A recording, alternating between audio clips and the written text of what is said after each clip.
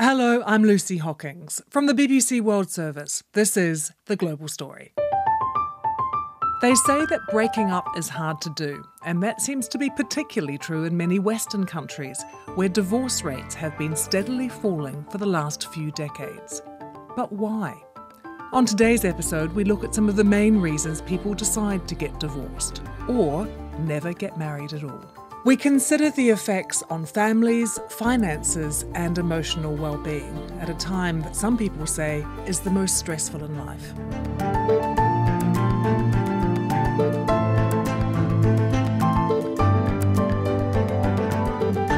With me today is Joanna Gosling, a long-time BBC journalist and presenter who now works as a mediator for couples considering divorce, and Marina Adshade, who is a professor at the Vancouver School of Economics and regularly contributes to BBC programmes. Lovely to have you both with us. Thank you very much for having me. It's great to be here.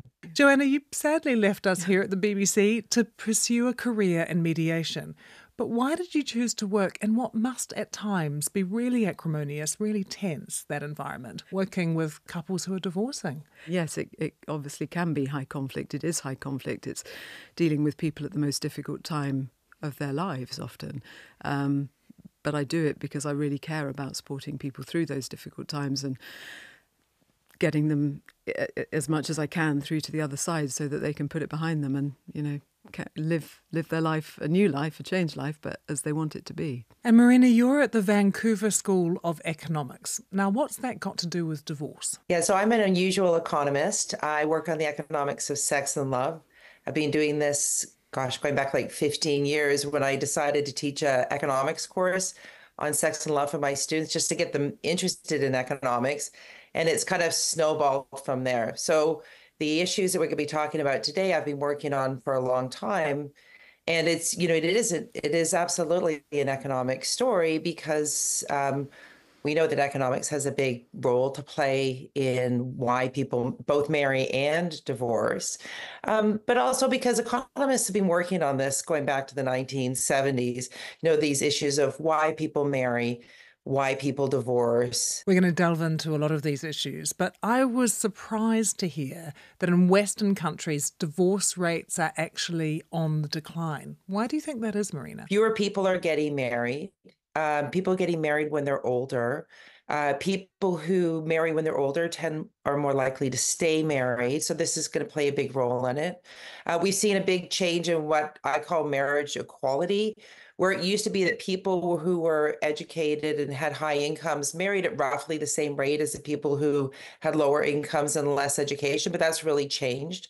So now we're seeing mostly educated people getting married relative to people who have less education, and those people tend to stay married, right?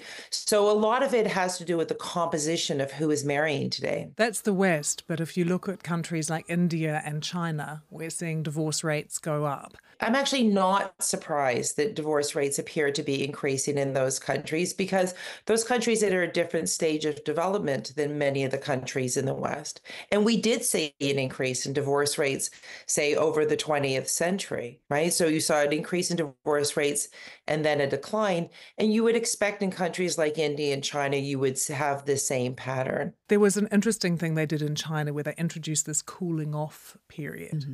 So the government enforced this. Does that work when the government intervenes? If nothing changes in the dynamic between two people, being told that they've got to cool off and wait a bit longer, I don't think is going to make them suddenly realise that they want to be together. It might be an idea for states to invest in communication programmes for these couples, because that's invariably why relationships fall apart. And so unless something shifts in that regard, as I say, being told that you've got to stay in it a bit longer for whatever reason isn't going to probably change anyone's mind. Marina, what about India? Because historically divorce is very low in India, but we are starting to see an increase. So, historically in India, many, many marriages were arranged marriages. If you go back to even to the 1990s, more than 90% of marriages were arranged marriages. And arranged marriages do have a tendency to have a significantly lower divorce rate. I mean, that might be because, In an arranged marriage, people recognize that they have to work harder to work on that communication and forming that bond. Or it could just be that they come from more traditional families where divorce isn't really an option. So we've seen a decline in arranged marriages in India. And at the same time, you start seeing an increase in divorce. I don't actually see divorce as a bad thing, or even an increase in divorce as a bad thing. I mean, there's a lot of people in the West when divorce became easier in the late 1970s and early 1980s. There was a rush to divorce at that point because people were in deeply unhappy marriages, and it gave them a chance to get out of those marriages. There's research that's being done in the States that says that access to divorce has saved the lives of thousands of women. And I'm guessing in India, it's exactly the same. Women in South Asia often talk about the shame or the stigma that was attached to divorce. And Imran Khan's ex-wife, Reham Khan, talked about the view of divorced women in Pakistan. When a woman gets divorced, I think it's very easy for our community to then jump on the bandwagon and demonize her. But the woman doesn't have to be a criminal to be going through a divorce, or becoming a divorcee is almost like a license for anyone to just start maligning the woman. Joanna, what would be your view on that? That now, do you think there is still a sense of shame that people feel, or a stigma around being divorced? I think it would depend on different societies, because there will be, obviously, as we've been hearing, different cultural pressures to, first of all, get married and stay married, and then the societal pressures. And even in countries where divorce is accepted and there's sort of shouldn't be a shame or a stigma, I think that just anecdotally people often do still feel that. Marina, how much of a change is there, though, because people in the West particularly are getting married later? People are looking for something different in marriage. And, I think that love is way more important part of marriage now than it was in the past. And so people marry later. They wait until they find somebody that they're really compatible with. They wait and find somebody who's going to be their best friend and is going to be a good parent and is going to fulfill all of those needs. And because of that, people are more likely to stay married because they are choosing more carefully. We've been talking about divorce rates falling in the West. They're climbing in the Middle East. Egypt's have more than doubled since the process was made easier for women in 2000. And in a country like Kuwait, more than half of marriages are ending in divorce. That's a rate that's higher than America's. And Marina, I wanted to ask you about the pattern of divorce now, whether that's changing. In these countries, are we actually seeing it's the women who are often initiating? I think this is largely always being true. But certainly all the areas that we have data from, women are way more likely to initiate a divorce. Women are more likely to initiate. And then when they're surveyed later, they're more likely to say that they were glad they got divorced. Men are much more likely to say they regret the divorce. So it seems to be women's choices that are driving a lot of divorce. Of course, this isn't universally true, but it's true for something like 70% of all divorces. Well, let's dig a bit deeper into why people are getting divorced and what makes divorce more likely. Marina, there must be this breaking point moment for many people. What do you think are the issues that can lead up to that moment? Personally, I think that one of the main reasons where people get divorced is that they have had a significant change in circumstances. And they might have had the ideal arrangement at the time that they got married, but over the course of people's lives, things change. And I think this is true for a lot of marriages because people's situation changes over their lives. Maybe they want children and maybe they change their minds. Maybe they want to live in one location and the other person doesn't want to live in that location. And I think it's those things that are just very difficult to resolve, where it no longer becomes the arrangement that people entered into originally. You're nodding a lot, Joanne. Yeah, and a lot of what I come across is people whose children are that bit older and they'll suddenly be like, we have just been focused on the children and focused on everything else and not focusing on each other. And then there's that moment where it's just like, actually, what is there left between us? And that's when the divorce, will often hit.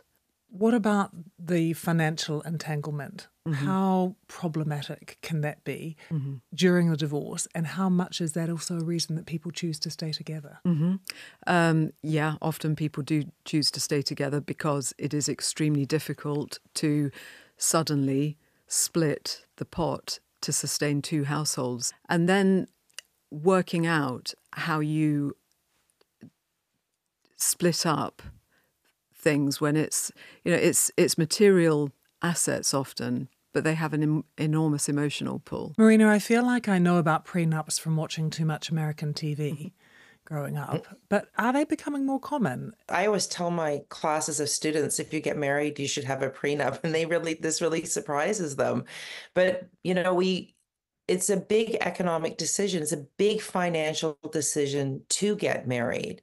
And it makes sense to enter into a marriage having some type of contract in place about what happens if that marriage is dissolved. So they are becoming far more common. There's also big variations around the world on to how assets are shared.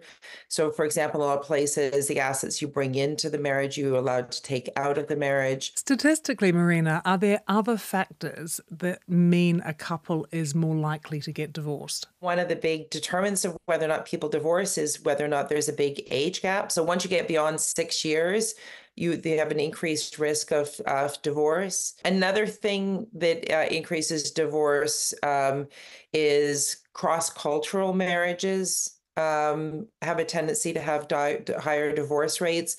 I think possibly because they don't get the same level of familial support. Does the length of the marriage make a difference? People in their 30s are less likely to get divorced than people in their 40s. People in their 50s are actually more likely to get divorced. And then after that, it starts to taper off. So I think there is really a very strong children growing up phenomenon. And if you've been married more than once, twice, 3 times, does that make it more likely that you're going to divorce? The probability of divorce, if it's your second marriage or it's your third marriage, is much higher. And actually, it's also true that if people have not just been married, but have had like multiple cohabitating relationships. How does divorce, it's a very general question, obviously, but how does it affect children?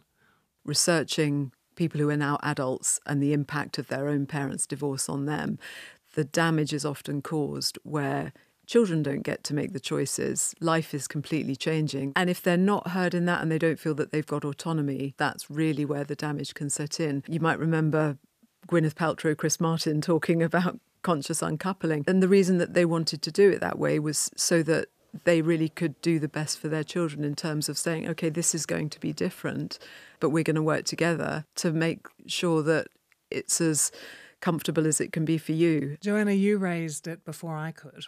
Conscious uncoupling. Do people come to you and use that phrase? Is it something that has sort of taken off as an idea, or has it been beneficial? I am not sure how much of an idea, how much it has taken off as an idea, actually. I think when they were getting divorced and they were talking about it, there was quite a lot of derision around it. And, we're talking about societal expectations, cultural expectations around marriage. There are also those around divorce and what divorce looks like and how divorce is portrayed in the media and the high-profile couples that we see having very difficult divorces. It is an enormous shift to say, okay, let's have those good conversations. Let's really put this family at the centre of everyone's care on this. Do you think some of these high-profile divorces kind of skew the conversation at times as well? It's interesting because people have this perception that, very wealthy people or celebrities or Hollywood stars are more likely to get divorced than everybody else, but they're actually less likely to get divorced than everybody else. What about the rise in divorce in some countries which have been a bit more oppressive in the past? Has it been liberating for women? It has been extremely good, and it's been extremely good for women to be able to leave relationships where they're in abusive situations or oppressive situations, or they just don't have the autonomy that we would expect women to have in our societies.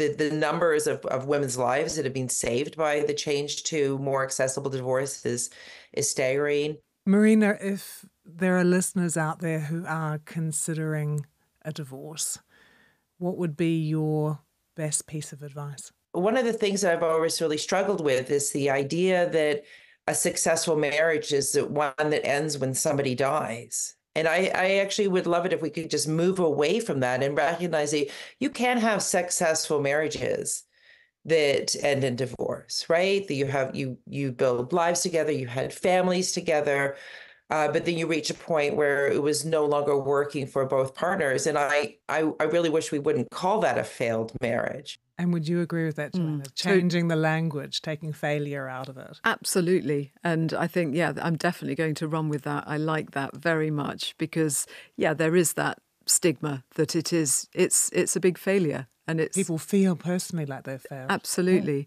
Yeah. So that would be a great help, were the language around it to change. And then there are, statistically, I was reading 30% of people who regret getting divorced. So it is really important to try to understand the reasons for why you feel that marriage is over.